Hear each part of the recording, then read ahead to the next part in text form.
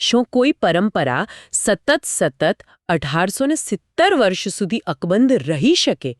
એટલે આ સાંભળીને જ કોઈને પણ આશ્ચર્ય થાય. હા, બિલકુલ. આ કોઈ નાની વાત નથી. અને માત્ર અકબંધ જ નહીં, પણ વર્ષો વર્ષ વધુ યુવાન અને વિશાલ બની શકે ખરી. અહીં એ વિચારવું રહ્યું કે જ્યારે દુનિયામાં રોમન સામ્રાજ્ય શ્વાસ લઈ રહ્યું હતું, મતલબ આજના મોટાભાગના દેશોનું તો અસ્તિત્વ પણ નહોતું, સાચી વાત છે. ત્યારે ઊંઝાની ધરતી પર આ પરંપરાના બીજ રોપાઈ રહ્યા હતા. અને 1 મે 2026ના રોજ, એટલે કે વૈશાખી પૂર્ણિમાના પવિત્ર દિવસે, ઊંઝાના રસ્તાઓએ એ જ પ્રાચીન પરંપરાનું એક અત્યંત આધુનિક સ્વરૂપ જોયું. કડવા પાટીદાર સમાજના કુળદેવી જગતજનની મા ઉમિયાની ભવ્ય નગરયાત્રા. બરાબર. અને આજની આપણી આ ઊંડાણપૂર્વકની ચર્ચાનો હેતુ માત્ર કોઈ ધાર્મિક મહોત્સવની માહિતી આપવાનો જરાય નથી. તો પછી અને આપણે કઈ રીતે જોઈ શકીએ? આ યાત્રા એક જીવંત કેસ સ્ટડી છે. એટલે કે કેવી રીતે આસ્થા, વિશાળ અર્થતંત્ર, સામાજિક એકતા અને આધુનિક ટેકનોલોજી એકસાથે મળીને કામ કરી શકે. આ એક અદ્ભુત નાગરિક વ્યવસ્થાનું ઉદાહરણ છે. ચોક્કસ. આ બાબત ખરેખર ઊંડા વિચારવા મજબૂર કરે છે.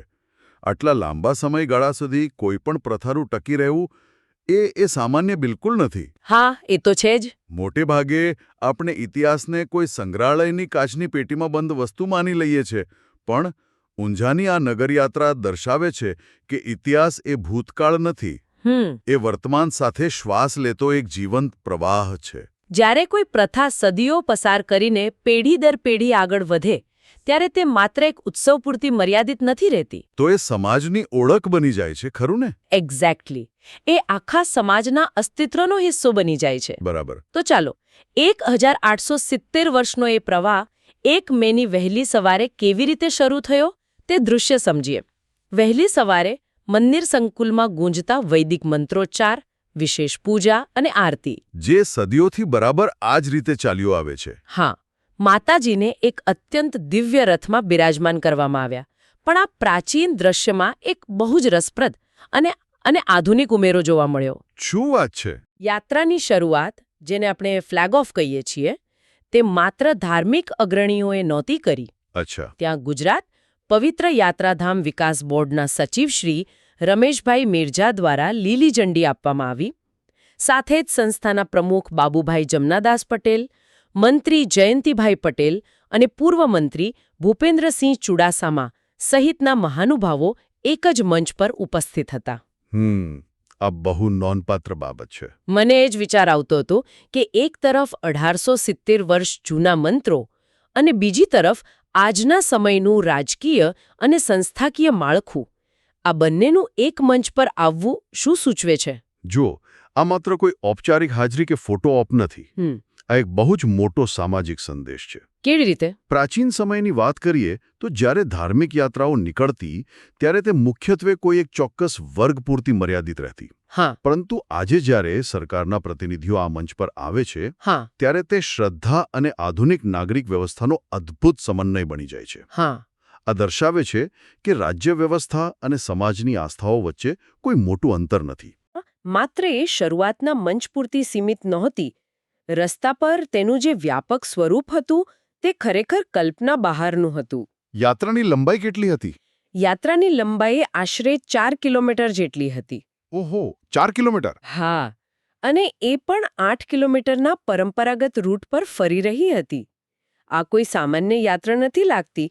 આ તો એક ચાલતા ફરતા જીવંત શહેર જેવું દ્રશ્ય હતું. હા, આટલી મોટી યાત્રા હોય એટલે એમાં ઘણું બધું સામેલ હોય. તેમાં 165થી વધુ ટેબ્લો જોડાયા હતા, જેમાં રામ સીતા, મહાદેવ પાર્વતી અને રાધાકૃષ્ણની વેશભૂષા દ્વારા ધાર્મિક સંદેશાઓ આપવામાં આવી રહ્યા હતા. અદ્ભુત. સાથે 5 દિવ્ય ધજાઓ, હાથીઓ અને અશ્વ સવારો પણ હતા. પણ અહીં મને એક બહુ મોટો સવાલ થાય છે. શું સવાલ છે?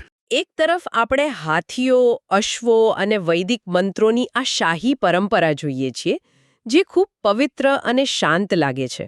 હા. પણ આ જ યાત્રામાં આધુનિક ડીજે અને અત્યાધુનિક બેન્ડવાજા પણ હતા. હા, મેં પણ એ નોંધ્યો.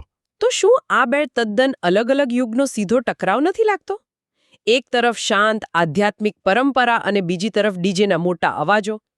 અહીં સૌથી આકર્ષક બાબત એ જ છે કે આ કોઈ ટકરાવ નથી. ટકરાવ નથી તો શું છે? ના, આ તો પરંપરાનો આધુનિકતા સાથેનું અનુકૂલન છે, જેને આપણે એડેપ્ટેશન કહીએ છીએ. આપણે શરૂઆતમાં વાત કરીને કે આ પરંપરા આટલી સદીઓ સુધી કેવી રીતે ટકી રહી. હા, તેનું રહસ્ય જ આવા ફેરફારોને અપનાવવામાં છુપાયેલું છે. જો કોઈ પરંપરા માત્ર ભૂતકાળને પકડી રાખે તો આજના યુગની યુવા પેઢી તેનાથી વિમુખ થઈ શકે છે. એટલે યુવાનોને જોડવા માટે આ જરૂરી છે એમ. બરાબર. ધાર્મિક સંદેશાઓ જેમ કે પેલા 165 ટેબ્લોઝ એ યુવા પેઢી સુધી પહોંચાડવા માટે ડીજે અને બેન્ડવાજા જેવા માધ્યમો સ્વીકાર્યા છે. મતલબ કે મૂળ સંદેશ એનો એ જ રહે છે, માત્ર રજૂઆત બદલાઈ છે. જી, એક્ઝેક્ટલી. વાહન ભલે આધુનિક થઈ ગયો હોય પણ તેની સાથે જોડાયેલી ભાવના તો એ જ જૂની આસ્થા છે. આ રીતે પરંપરા જીવંત રહે છે. હા, આ વિશ્લેષણ ખરેખર એક નવી દ્રષ્ટિ આપે છે. બદલાવનો વિરોધ કરવાને બદલે તેને સ્વીકારી લેવો. જી. હવે આપણે આ યાત્રાના એવા પાસા તરફ આગળ વધીએ જે કદાચ સૌથી વધુ આશ્ચર્યજનક છે. આની સીધી અસર સ્થાનિક અર્થતંત્ર પર પડી છે. ઊંઝા માર્કેટની વાત કરો છો ને? હા, ઊંઝાનું એપીએમસી માર્કેટ, જે આખા એશિયાનું સૌથી મોટું મસાલા માર્કેટ છે. સામાન્ય દિવસોમાં ત્યાં કરોડો રૂપિયાનું ટર્નઓવર થતું હોય છે. બહુ મોટું માર્કેટ છે. ત્યાં એક દિવસ પણ કામ રોકાય તો મોટો ફટકો પડે. અને છતાં ઊંઝાના વેપારીઓએ અને ખાસ કરીને આ એપીએમસી માર્કેટના લોકોએ સંપૂર્ણપણે સ્વયંભૂ પોતાના વેપાર ધંધા બંધ રાખ્યા. અરે વાહ! કોઈ પણ જાતના દબાણ વગર. કોઈ જ કાયદાકીય દબાણ વગર. અને માત્ર એટલું જ નહીં, 8 કિલોમીટર લાંબા માર્ગ પર ભક્તો દ્વારા રસ્તાઓ પર સાડીઓ બિછાવવામાં આવી હતી. હા, સાડીઓ બિછાવી આ બહુ ઊંડો અર્થ ધરાવે છે. એવું. અને બીજી તરફ રસ્તા પર સાડીઓ પાથરવી, આના પરથી આપણે શું સમજી શકીએ? આ સ્પષ્ટપણે ઇકોનોમિક્સ એટલે કે અર્થશાસ્ત્ર પર ઇમોશન્સનો વિજય છે. અર્થશાસ્ત્ર પર લાગણીઓનો વિજય? હા, આજના યુગમાં દરેક વસ્તુની કિંમત નાણાંમાં આંકવામાં આવે છે. પણ જ્યારે આટલા મોટા માર્કેટના વેપારીઓ સ્વેચ્છાએ માર્કેટ બંધ રાખે ત્યારે એ સાબિત થાય છે કે અમુક આસ્થાઓનું મૂલ્ય બેલેન્સ શીટમાં નથી થતું. નફો નુકસાન બાજુ પર મુકાઈ જાય છે. બિલકુલ. અને પેલી સાડીઓ બિછાવવાની જે વાત છે ને, એ માત્ર સ્વાગત નથી. તો બીજું શું દર્શાવે છે? એ પોતાની સૌથી પવિત્ર અને મૂલ્યવાન વસ્તુ માતાજીના ચરણોમાં સમર્પિત કરવાનું એક અદ્ભુત પ્રતીક છે. ભક્તો ઈચ્છે છે કે યાત્રા કઠોર જમીન પર નહીં પણ તેમના અતૂટ આદરરૂપી સાડીઓ પરથી પસાર થાય. ખરેખર આ સાંભળીને જ રૂંવાડા ઊભા થઈ જાય એવું છે. આ માત્ર આયોજન નથી, અતૂટ ભાવના છે. હા, કોઈ કાયદો લોકો પાસે આવું પરાણે ન કરાવી શકે. સાચી વાત છે. હવે એક બહુ જ પ્રેક્ટિકલ મુદ્દા પર આવીએ, વ્યવસ્થાપન. મેનેજમેન્ટ. આટલી ભીડમાં એ બહુ જ અગત્યનું છે. હા, કારણ કે જ્યારે લાખોની સંખ્યામાં લોકો ભેગા થાય ત્યારે વ્યવસ્થા જાળવવી બહુ અઘરી હોય છે. પણ અહીં વ્યવસ્થા ખરેખર કોઈ આંતરરાષ્ટ્રીય મેગા ઇવેન્ટ જેવી હતી. કોણે સંભાળી હતી આ વ્યવસ્થા? ઉમિયા માતાજી સંસ્થાન દ્વારા 500થી વધુ ઉમા સેવિકા બહેનો અને સેવક ભાઈઓએ બધી જવાબદારી ઉપાડી હતી.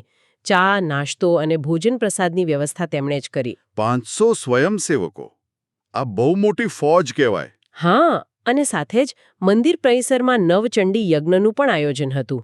બીજી તરફ જિલ્લા પોલીસ દ્વારા ચુસ્ત અને શાંતિપૂર્ણ સુરક્ષા વ્યવસ્થા ગોઠવવામાં આવી હતી. સ્વયંસેવકો અને પોલીસનો સારો તાલમેલ દેખાય છે અહીં. બિલકુલ. અને આ બધાની વચ્ચે એક બહુ જ રસપ્રદ વાત એ છે કે લાખો લોકો રૂબરૂ હતા પણ હજારો લોકો સોશિયલ મીડિયા પર લાઈવ હતા. હા, આજના સમયમાં એ બહુ સામાન્ય થઈ ગયું છે. તો મારો પ્રશ્ન એ છે કે ટેકનોલોજી આ સ્થાનિક યાત્રાને ગ્લોબલ કેવી રીતે બનાવે છે?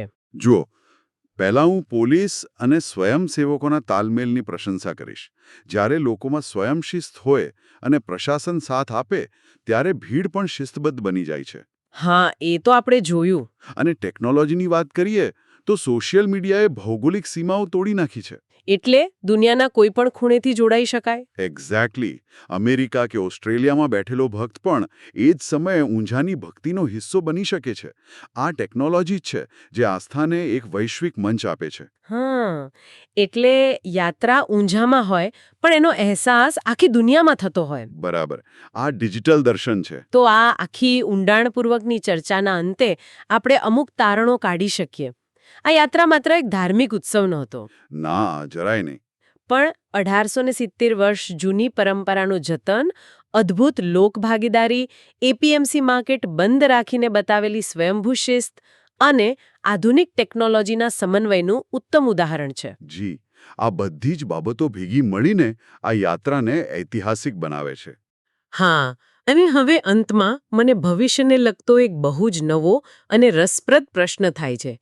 કોઈને પણ વિચાર આવે કે જો 1870 વર્ષોમાં બળદગાડાથી શરૂ થયેલી યાત્રા આજે ડીજે, ડ્રોન કે લાઇવ સ્ટ્રીમિંગ સુધી પહોંચી છે, તો આજથી 100 વર્ષ પછી આ નગરયાત્રા કેવી હશે? ઓહો, આ તો બહુ મોટો વિચાર છે. શું એવું બને કે વર્ચ્યુઅલ રિયાલિટી એટલે કે વીઆર ટેકનોલોજી દ્વારા દુનિયાના ખૂણે-ખૂણેથી લોકો ઘરે બેઠા જ આ 8 કિલોમીટરના માર્ગ પર સાડીઓ બિછાવવાનો આબેહૂબ અનુભવ કરશે? હા, ટેકનોલોજીની ગતિ જોતા એવું ચોક્કસ બની શકે કે બધું જ વર્ચ્યુઅલ થઈ જાય. લોકો ઘરે બેસીને જ યાત્રામાં ચાલતા હોય એવો અનુભવ કરે. પણ પછી મને એ પણ વિચાર આવે કે રસ્તા પર ચાલીને દર્શન કરવાનો જે મૂળભૂત માનવીય અને ભૌતિક અનુભવ છે, લોકોની ભક્તિનો જે સીધો સ્પર્શ છે, શું તે કાયમ માટે અકબંધ જ રહેશે? એ બહુ મોટો પ્રશ્ન છે. કદાચ મશીન એ લાગણીને ક્યારેય રિપ્લેસ ન કરી શકે. બરાબર. તો આ જ એક રસપ્રદ અને પ્રોવોકેટિવ વિચાર સાથે આપણે આજની આ માહિતીનું વિશ્લેષણ અહીં જ પૂરું કરીએ છીએ. 1870 વર્ષની આ યાત્રા ભવિષ્યમાં કેવું સ્વરૂપ લેશે એ વિચારમાં જેવું ખરું.